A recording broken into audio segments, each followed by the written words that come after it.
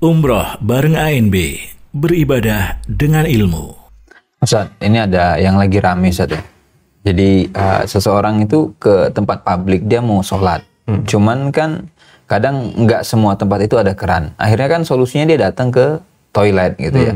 Nah cuman kadang di toilet itu cuman ada wastafel doang gitu juga Ustaz ya. Nah kan sementara kita tahu kadang ada larangan nggak boleh nih pada saat kita wudhu kakinya naikkan ke wastafel gitu kan, entah karena basah atau beresiko buat dia jatuh atau merusak dan yang lain gitu kan. Nah kira-kira gimana Ustaz solusinya buat mereka yang seperti itu keadaannya kalau dia mau wudhu? Baik, sebenarnya Islam sendiri sudah mengajarkan wudhu yang sangat ideal. Sangat ideal sampai kalau orang mempelajarinya, wudhu itu sama sekali tidak akan ganggu orang lain. Bahkan dia bisa lakukan wudhu di tempat yang harus dijaga selalu kering. Bagaimana contoh ajaran ideal itu? Anas bin Malik radhiyallahu anhu mengatakan, dan hadis ini riwayat Bukhari. Karena Nabi sallallahu alaihi wasallam yatawaddau bil mudd. Nabi sallallahu alaihi wasallam itu berwudu dengan hanya menggunakan air 1 mud. 1 mud sekian. Coba Anda gabungkan 2 telapak tangan, diisi air, masukkan ke gelas. Kira-kira berapa mili? Sedikit. Hanya dengan air sekian, Nabi SAW cukup untuk wudhu beliau. Sehingga kalau kaum muslimin mau belajar berhemat ketika berwudhu, dia bisa. Karena Nabinya SAW pernah mencontohkan itu. Yang seharusnya idealnya kan kita meniru beliau ketika berwudhu.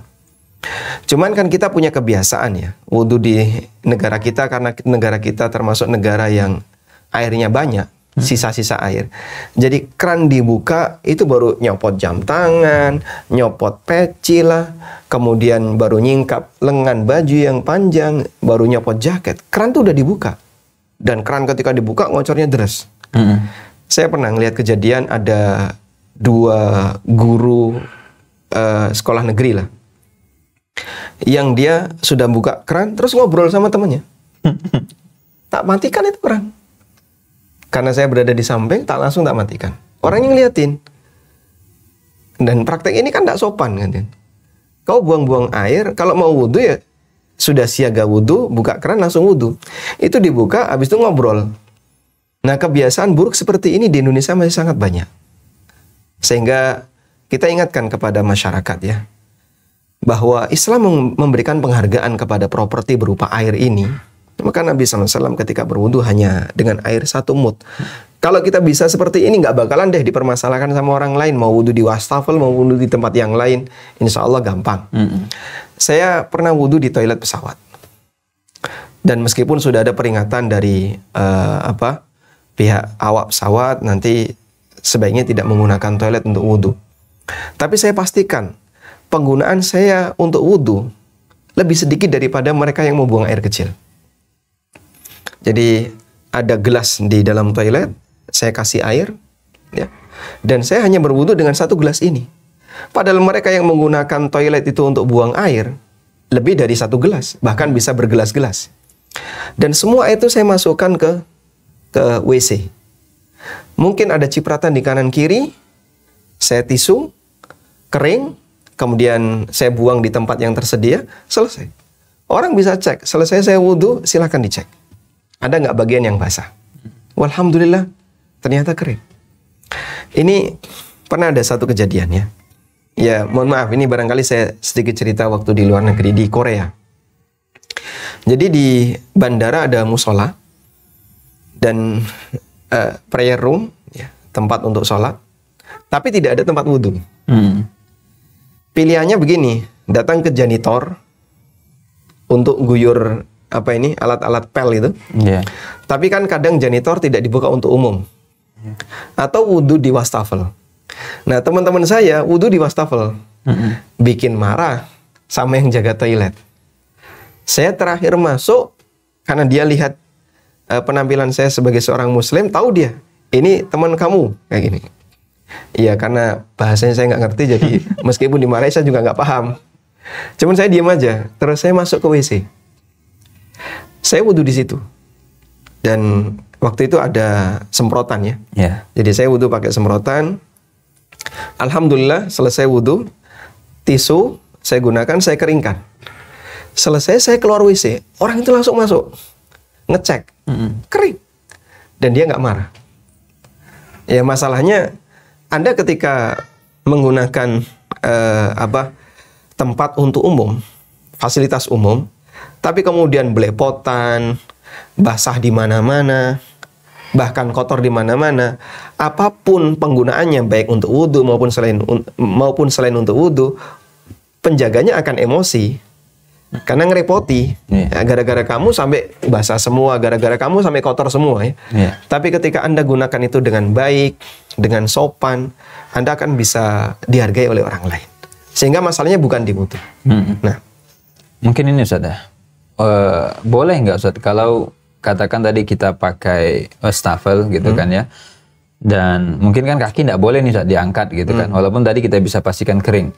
Nah, boleh nggak kalau nanti khusus untuk kaki diusap saja Ustaz? Jadi kayak yang lain ya normal, giliran kaki mungkin kita cukup usap. Apakah wudhu bisa dianggap sah Ustaz kalau kakinya hanya diusap seperti itu? Kalau wudhu dengan mengusap kaki dalam posisi kaki terbuka, tidak tertutupi dengan kaos kaki atau dengan sepatu, seperti ini kemudian diusap, otomatis bagian bawah nanti akan kering. Kalau bagian bawah ini kering, wudhunya tidak sah. Pernah Nabi SAW melihat ada beberapa sahabat ketika di perjalanan cuma ngusap bagian kaki, sehingga bawahnya kering. Akhirnya diteriaki oleh beliau, "Wailunil aqabi minan nar." Celakalah tumit-tumit yang akan masuk neraka gara-gara ketika wudhu kakinya kering. Bagian bawah ini tidak diusap. Maka ini menunjukkan bahwasanya ketika mengusap kaki seperti ini, wudhunya batal. Dan hadis ini riwayat Bukhari Muslim. Metode wudhu seperti ini, kaki bagian atas diusap, ini metodenya Syiah. Sehingga Syiah wudhunya batal, karena dia menggunakan metode diusap seperti ini. Baik. Kalau mau mengusap bagian kaki, maka harus menutupi seluruh ruangan kaki, bagian kaki. Ditutupi pakai kaos kaki, atau pakai sepatu yang tingginya menutupi mata kaki. Sudah? Tapi ada syaratnya untuk menggunakan syariat mashul khuf. Ya. Sebagaimana yang dijelaskan dalam buku-buku fikih para ulama, syaratnya adalah dia di rumah berwudu terlebih dahulu. Selesai dia berwudu, dia pakai kaos kaki. Wudu sempurna ya, kakinya dicuci. Selesai itu dia pakai kaos kaki. Udah? Setelah itu dia silakan berangkat. Nanti kalau dia mau berwudu di tempat umum yang tidak ada janitor atau keran untuk wudhu, dia bisa wudhu di wastafel. Bagian atas dia basuh sebagaimana biasa. Bagian kaki cukup diusap di atas kaos kaki. Selanjutnya silahkan sholat. Makanya bagi teman-teman yang mau safar, persiapan seperti ini penting. Saya kalau menjadi pembimbing umroh, maka saya minta kepada jamaah, tolong karena nanti kita akan melewati waktu sholat di atas pesawat, dan Anda butuh wudhu di atas pesawat, siapkan seperti ini. Wudhu dari rumah atau dari hotel, atau di bandara, ya, di musola bandara atau di masjid bandara. Selesai wudhu, pakai kaos kaki. Ketika pas waktunya boarding, Anda sudah dalam posisi punya wudhu yang kakinya ditutup oleh kaos kaki. Nanti ketika wudhu di atas pesawat misalnya, kalau butuh wudhu di atas pesawat, cukup diusap bagian atas kaos kakinya, selanjutnya Anda sudah bisa sholat. Baik, mungkin ini Ustaz. Kalau kita ini Ustaz, ini kaki misalkan, dia usapnya semua, itu sah nggak Ustaz? Jadi kayak mungkin ya airnya nggak disiramkan gitu Ustaz, tapi tangan ini dibasahin seperti itu, lalu kemudian kaki dia dari atas diginikan sampai sela-sela jarinya juga, sehingga bukan hanya bagian atas saja, tapi dari wajib wudhu dari mata kaki itu sampai bawah-bawah basah semua. Kalau seperti itu memungkinkan nggak Ustaz kira-kira? Jadi bedakan antara mengusap dengan membasuh. Perintah dalam Al-Quran yang diusap itu cuma satu, kepala. Wamsahu biru'usikum, usaplah kepala kalian. Sedangkan anggota wudhu yang lain itu dibasuh. Nah, perbedaan antara mengusap dan membasuh, kalau mengusap itu hanya menggunakan titik-titik air yang nempel di tangan. Anda ngambil air, kemudian Anda buang, lalu diusapkan seperti orang mensipin. Kalau yang kayak gini, statusnya mengusap, itu tidak boleh untuk anggota yang diperintahkan untuk mencuci. Faghsilu wujuhakum, cucilah wajah kalian. Maka harus ada proses mencuci. Sehingga cuci wajah itu harus ada air yang mengalir di wajah. Bukan cuma menggunakan titik-titik air yang nempel di tangan. Maka kaki juga seperti itu. Karena kaki dicuci, dia harus menggunakan banyak air. Tidak boleh hanya air yang nempel di tangan. Nah, Masya Allah. Baik, mungkin sangat bermanfaat Ustaz. Kita terima kasih sudah dikasih penjelasan. Karena ini mungkin agak membingungkan Ustaz ya. Kalau kita pas lagi di tempat-tempat publik yang mungkin kesulitan untuk mendapatkan tempat duduk. Sebenarnya seorang muslim masih memungkinkan untuk itu selama dia mau belajar dengan baik.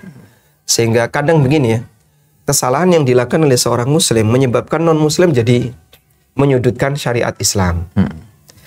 Dan ini bukan kesalahan syariatnya, tapi kesalahan pelakunya. Makanya ada sebuah ungkapan yang mengatakan, Al-Islamu mahjubun bil muslimin. Indahnya syariat Islam itu tertutupi dengan sikap kaum muslimin. Yang mungkin gak sopan, dia tidak tahu aturan, dia tidak memperhatikan kondisi dan aturan. Ini tidaknya terjadi pada negara non-muslim ya. Bahkan pelanggaran yang sama juga terjadi pada negara Islam. Betapa sering ada beberapa kasus orang Indonesia ya, yang nyobek kain kiswah Ka'bah. Dia bawa gunting. Terus kain kiswahnya digunting. Itu kriminal. Pelakunya orang Indonesia. Mau dipakai apa? Yang suka pakai jimat itu loh. Orang-orang yang nggak punya pendidikan tentang akidah yang lurus, tauhid yang benar, itu pelakunya seperti ini. Salah satunya efek sampingnya. Jadi pendidikan akidah yang lurus, tauhid yang benar, itu akan membimbing orang menjadi orang yang lebih bisa menghargai aturan, yang tahu sopan santun, bisa memposisikan diri dengan baik dimanapun dia berada. Sebaliknya, orang yang tidak punya akidah yang lurus, tauhid yang benar, prakteknya pelanggaran kayak gini. Dan itu kan kriminal. Termasuk juga misalnya kadang tembok di masjid mana, di Masjid Nabawi atau di Masjidil Haram dicongkel. Dicongkel sedikit, dipakai jimat. Model kayak gitu ya. Makanya Bukit Safa dan Marwah, terutama yang Safa, itu kan ditutupi. Karena batunya agak tinggi. Karena kalau enggak, ditutup itu. Dicongkel nanti. Termasuk juga praktek vandalisme ya. Coret-coret tembok. Itu Masya Allah. Di Masjid Namirah, yang ada di Arafah ya, itu banyak sekali coretan-coretan. Nama-nama orang. Ya. Dan nama orang kan, nama orang kita tahu ya. Paijo. Ini masa orang Mesir Paijo? Atau misalnya Wahono, kan tidak mungkin itu orang Mesir. Joko, wah ini kok orang Mesir coret-coret gini. Siapa namanya? Joko. Masa ada orang Suriah kok namanya Joko? Atau orang Timur Tengah namanya Joko? Atau Paijo? Nah, ini mesti pelakunya orang Indonesia. Itu di tembok masjid. Jadi pelanggaran ini karena dia punya keyakinan nanti kalau namanya tertulis di situ akan dipanggil. Yang manggil siapa? Dipanggil Allah untuk datang ke sini. Model keyakinan kayak gitu. Jadi khurafat menyebabkan orang jadi melakukan vandalisme. Apalagi kalau sudah berada di bukit Jabal Rahmah itu, Masya Allah, penuh dengan tulisan. Karena mereka punya aneka khurafat dan tahayul. Baik, berarti bisa kita simpulkan saja. Sebenarnya kayak di medsos itu ada poster-poster meme atau poster ejekan-ejekan ataupun candaan terhadap syariat Islam itu justru karena kejahilan sebagian umat Islam gitu saja, karena mereka tidak belajar dan seterusnya gitu saja. Betul sekali. Makanya kita tidak akan pernah berhenti untuk memberikan edukasi kepada kaum muslimin sebab pelanggaran itu berulang dan kita berharap dengan cara seperti ini Islam akan terlihat semakin indah. Masya Allah, Jazakallah khair Ustaz untuk penjelasannya, mudah-mudahan bermanfaat insya Allah.